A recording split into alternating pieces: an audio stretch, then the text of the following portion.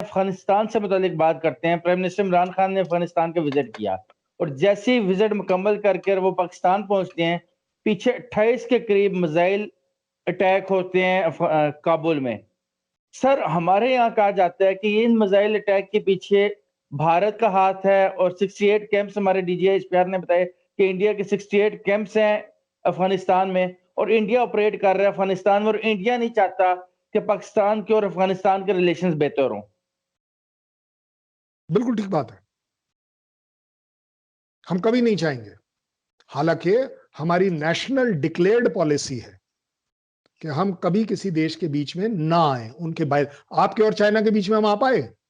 हम तो पता नहीं कितने दिन से बोल रहे हैं, हम पिछले 50-60 साल से बोल रहे हैं कि यूएस और आपके रिलेशंस नहीं होने चाहिए, ऐसा हम हमेशा से बोलते आए हैं। हम रोक पाए क्या? हम नहीं रोक पाए। देखिए, ये अपनी अपनी स्ट्रेटजीज हैं, सीधी सीधी बात। मैं आपको अगेन बोलता हूं, अफगानिस्तान, मेरे को लकीली मैं जिस यूनिवर्सिटी में हूं वहां पर हमारे पास कम से कम नहीं तो 250 अफगानी बच्चे पढ़ रहे हैं। ठीक। और जब एक बार बाई चांस हमने उनकी क्लास ली तो जब उनसे पूछा कि भाई would you like to be told this class to be in Hindi और इंग्लिश, तो सबका हाथ खड़ा हुआ हिंदी। वो अपने आप को इतना एसोसिएटेड समझते हैं इंडिया से। तो यस, इंडिया सर, और अगर सॉरी अफगानिस्तान सॉरी के sorry relation. Sorry sorry sir, sorry sir, इधर इंटरप्ट करूं, अगर आप हिंदी के बजाय उर्दू का लफ्ज बोलते हैं ना तो शायद उर्दू पे ज्यादा हाथ खड़े होते। हो सकता है, हो सकता है, आप बिल्कुल ठीक बोल मैक्सिमम रहे ये लास्ट में हैं। मैंने कंपैरिजन इंग्लिश, कीजिएगा। आप बिल्कुल ठीक बात है, अगली बार ये भी ट्राई करेंगे। मैंने, क्योंकि मुझे क्लास लेनी थी, मैंने इंग्लिश और हिंदी इसलिए बोला क्योंकि हो सकता है शायद उर्दू में मैं बिल्कुल कमजोर हूं, नहीं, बिल्कुल।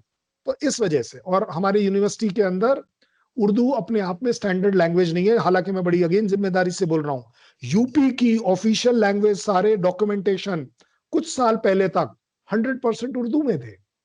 उर्दू ठीक। Is our language, it is not, I can't say कि वो पाकिस्तान की लैंग्वेज है, बिल्कुल नहीं। उर्दू हमारी लैंग्वेज है, हमारी अपनी Indian official language of UP, imagine. और इससे बड़ी क्या बात कर सकता हूं मैं आपको। अब आपका जो आपने सवाल दिया कि देखिए जो वहां पर हुआ, इंडिया हमेशा से अफगानिस्तान के अंदर एक अच्छा कंस्ट्रक्टिव रोल ढूंढ रहा था, कर भी रहा था। अफगानिस्तान के साथ, कारजाई साहब के साथ, अभी थोड़े दिन पहले आपके जो ये पीस इंप्लीमेंटेशन के चेयरमैन है, कोई हिजबुल्ला साहब, वो आए थे अभी इंडिया भी। और मैं उसमें था और मैंने उनसे ये पूछा, ये सवाल भी पूछा कि सर ये बताइए, आप ये जो पीस इंप्लीमेंट कर रहे हैं, आप उसके चेयरमैन हैं उस कमेटी के, तो आपको क्या लगता है कि इंडिया के साथ आप कर पाएंगे? क्योंकि इंडिया को तो आपने ऑफिशियली डाला नहीं है उसमें। तो उनका कहना था, और बाय द वे मैंने एक बार ये करजाई साहब से भी पूछा था रायसीना कॉन्क्लेव में लास्ट टू लास्ट ईयर, तो उन्होंने भी यही जवाब दिया। जनरली उनका कहना था कि हम इंडिया के साथ जरूर करना चाहेंगे, लेकिन अगर इंडिया इस पीस प्रोसेस की पूरी जिम्मेदारी नहीं लेना चाहता, हम उससे भी अप्रिशिएट करते हैं कि ये उनका डिसीजन है।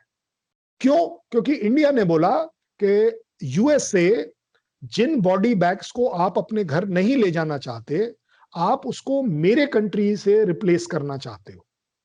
मेरी इंडियन आर्मी के बॉडी बैग्स में ले और आपके बंद हो जाए, ये मुझे मंजूर नहीं है strategically, at any cost.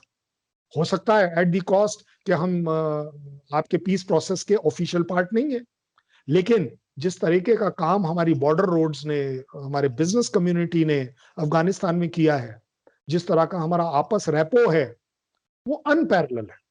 Next, आपके सवाल का मैं एक स्ट्रेटेजिक जवाब दे रहा हूं। हम क्यों नहीं चाहेंगे कि अफगानिस्तान और पाकिस्तान, हो सकता है हमारी स्ट्रेटेजी में, हमारे विजन में हो कि अगर पाकिस्तान और उसके साथ अफगानिस्तान के रिलेशन बिल्कुल बढ़िया हो गए तो यहां इनको फोर्सेस लगाने की जरूरत नहीं है। आप अपनी सारी फोर्सेस मेरे खिलाफ लगाएंगे, मेरे यहां शायद तकलीफ करेंगे।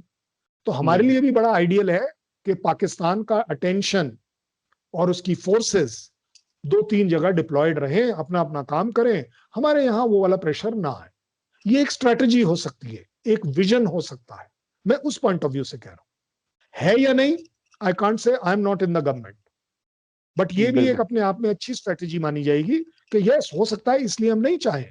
और जहां तक आप कैंप्स की बात कर रहे हैं, देखिए ये आपको भी पता है, इंडिया की बेसिक्स में ही ये नहीं है कि हम दूसरे कंट्रीज में जाकर अपने कैंप्स लगाएं, उनके टेररिस्ट को ट्रेन करें सो दैट वो पाकिस्तान के खिलाफ काम करें।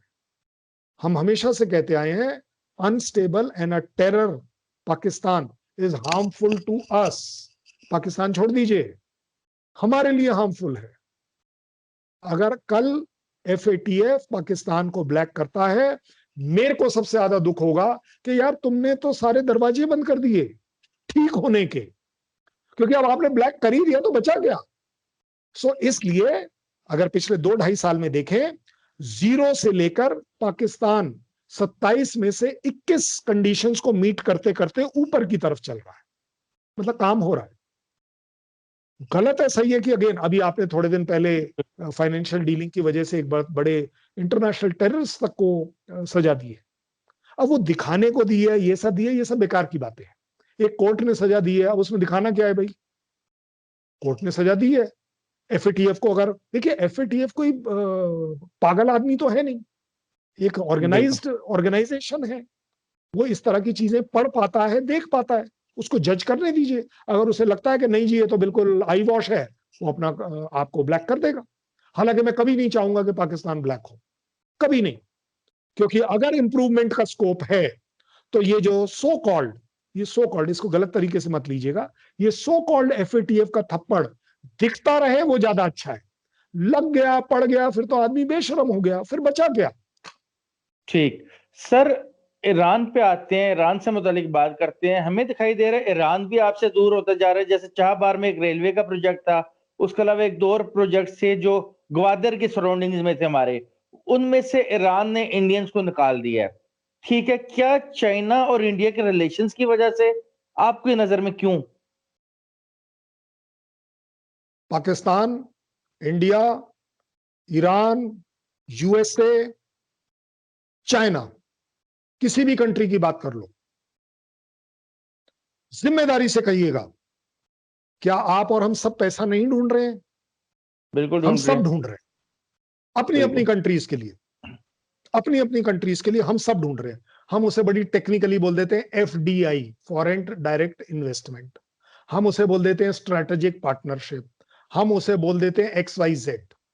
लेकिन बेसिकली ले देकर अगर बिल्कुल खड़ी हिंदुस्तानी और पाकिस्तानी भाषा में बात करी जाए तो मामला मुनाफे का है, पैसे का है। बिल्कुल। और मैं कहता हूं हर कंट्री को यह हक है कि अगर कोई दूसरी कंट्री को यह पसंद नहीं भी आ रहा है, अगर उसको दिख रहा है उसमें कोई बेनिफिट, अंधे होकर दिख रहा है, अंधे होकर भी अगर दिख रहा है, उसको वो करना चाहिए। वो अपने बाकी लोग उसे वॉर्न करेंगे। मैंने आपको एग्जांपल दिया, 50 साल तक हम बोलते रहे कि US आपका एलआई नहीं है, आज हम उसको एलआई बना रहे हैं, क्या बड़ी बात है। देखिए जो कि मतलब गलत अगर कर वो रहे हैं, आपका अच्छे नहीं है खासे रशिया तो के हमारा साथ अब कैसे हो चल गया। रहे थे। अब हम रशिया हम के रशिया के साथ करीब हो रहे हैं और आप शायद रशिया से दूर हो रहे हैं। अमेरिका, जो जिसे आप हमारे हमें कहते थे अमेरिका कभी भी हमारा लाइन नहीं हो सकता, आज वो आपका लाइन बन रहा है। तो ये इसको बोलते हैं हम selective partnership at a mutual benefiting edge. ये जो तलवार की एज पर जो पैसा है, जहां पैसा दिखे हमने काट लिया, अपनी तरफ ले लिया, जहां बिल्कुल। और कुछ फायदे दिखे हमने ले लिए। आज आप एक आपने US बोला, चलिए मैं अब US को ही पकड़ के चलता हूं। हम US को क्यों लेना चाहेंगे आप बता दीजिए, मैं बताता हूं आपको। चाइना के क्योंकि अगेंस्ट। भाई कुछ भी कह लीजिए सुपर पावर है, नहीं नहीं नहीं सुपर पावर है, सर सुपर बिजनेस है। पावर तो वो पिछले 70 सालों से भी तो था। करेक्ट ना, वो हमारे नहीं में सुन रहा था, उसे हम नहीं दिख रहे थे। हमारी हम चाह रहे थे, हमेशा से चाह रहे थे, क्या करें। बढ़िया बात बता रहा हूं आपको। हम क्या देखेंगे, बिजनेस जरूर देखेंगे। हम क्या देखेंगे, टेक्नोलॉजी, वेरी इंपॉर्टेंट। अगर इंडिया को कहीं से foreign technology, foreign super computers अगर चाहिए, मिलेंगे तो US से मिलेंगे, उसके साथ हमें चलना है। अब ऑल जो आपने बोल दिया कि अगर चाइना जैसा कंट्री का मुझे बाई चांस थ्रेट है और अगर इस थ्रेट को मैं हैंडल नहीं भी कर सकता हूं, तो क्यों ना ऐसे 4 देशों को अपने साथ मिला लूं जिसकी टेक्नोलॉजी, जिसके हथियार मुझे अवेलेबल हैं और मैं अपना वो पैसा बचा पाऊंगा। क्योंकि देखिए आप एक बात बताइए, कल सपोज कर लेते हैं कि हमें साउथ चाइना सी और इंडियन सी के अंदर 50 सबमरीन चाहिए, मेरे पास तो है नहीं, पाकिस्तान देगा नहीं, कहां से लाई जाए? किसी के साथ अलायंस कर लीजिए, सीधी बात है भाई। अल्टीमेटली 71 वॉर में यही हुआ ना, पाकिस्तान के लिए उन्होंने अपना 7th फ्लीट मूव किया, हमने हमारे लिए रशिया ने उस समय, यूएसएसआर उस समय था, कि उसने क्या किया, उसने सबमरीन भेजी, जमीन वो पानी के थोड़ा ऊपर आई और एक बार अंदर चली गई, सब कुछ रुक गया जो का त्यों। तो ये जो स्ट्रैटेजिक वॉरफेयर है, ये जो स्ट्रैटेजिक विजन्स हैं हमारे, ये हमें मजबूर करते हैं कि पैसा, अगर ईरान को इस समय बेनिफिट दिख रहा है चाइना के थ्रू और वो उसमें एक कदम पीछे ले रहा है, और हो सकता है, मैं अथॉरिटेटिवली गवर्नमेंट का रिप्रेजेंटेटिव नहीं हूं, लेकिन हो सकता है शायद हमारा भी विजन हो, क्योंकि हमें यूएस बड़े दिन से बोल रहा है कि आप ये मत करिए। हो सकता है हमने भी ये विजन देख लिया हो कि ठीक है यार, इसमें अगर हम इतना पैसा लगाएंगे, जो हमें पैसा, क्योंकि देखिए ईरान के साथ हमारे रिलेशन आज से अच्छे नहीं है, बहुत पुराने अच्छे हैं। ईरान के रिलेशन जब बाकी यूएस के साथ बहुत ज्यादा भी खराब हो गए थे, तब भी हमारे अच्छे थे। मैं आपको बड़े जिम्मेदारी से कह रहा हूं, आप इसको हिस्टोरिकली चेक करा सकते हैं। तो मुझे लगता है कि यस, एक पर्टिकुलर पॉइंट पर, एक पर्टिकुलर चीज के लिए हो सकता है हमारे बीच के डिफरेंसेस की वजह से कोई एक चीज, ये बिजनेस है, वो एक पर्टिकुलर बिजनेस डील उन्होंने बंद कर दी। आप यूएस और ये तो बहुत बड़ी बड़ी कंट्रीज के नाम ले रहे हैं आप, मैं तो कह रहा हूं नेपाल का एग्जांपल ले लीजिए भाई। लिपू लेक के रिलेटेड अगर उनके बीच में, हमारे बीच में छोटी सी ये बात हो गई, तो आप एक बात बताइए, सोचिए, जब वो रोड बन रही थी तब तो किसी ने ऑब्जेक्ट नहीं किया, जब बन के इनॉग्रेट हुई उस दिन आपने ऑब्जेक्ट कर दिया। क्यों? क्योंकि उन्हें लगा कि शायद इसका बेनिफिट हमें तो कुछ मिला ही नहीं। सोचिए एक मिनट के लिए कि अगर रही होती एक एग्रीमेंट कि इस लिपू लेक के सड़क के ऊपर जितना भी मानसरोवर वाला जो ट्रैफिक आएगा, उसका जो भी प्रॉफिट होगा एक टोल प्लाजा पर आधा नेपाल ले लेगा, आधा हम ले लेंगे। आपको लगता है नेपाल कभी ऑब्जेक्ट करता? क्यों? क्योंकि उसे दिखता कि हाँ भाई, हमें साल में 100-150 करोड़ रुपया मिल रहा है, हो सकता है 500 करोड़ मिल रहा है, लेकिन उसे क्या दिखा इस समय इमीडिएटली? उसे दिखा कि चाइना का एक बड़ा अच्छा इन्वेस्टमेंट 200, 400, 500 करोड़ का आ रहा है, व्हाई नॉट? ये मेरे लिए एक स्ट्रेटेजिक डिप्लोमेटिक एरर है, चैलेंज है कि हमने ये चीजें क्यों नहीं देखी। हमें नेपाल को अपने साथ रखने के लिए नेपाल की डेवलपमेंट करना बहुत जरूरी है।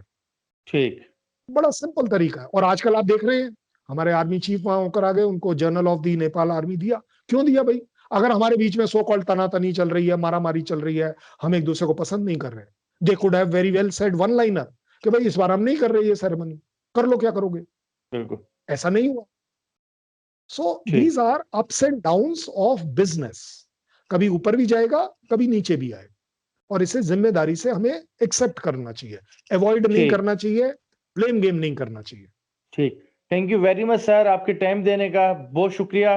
दोस्तों वीडियो देखने का बहुत शुक्रिया। वीडियो को लाइक कीजिएगा, शेयर कीजिएगा, चैनल को सब्सक्राइब कीजिएगा। अल्लाह हाफिज।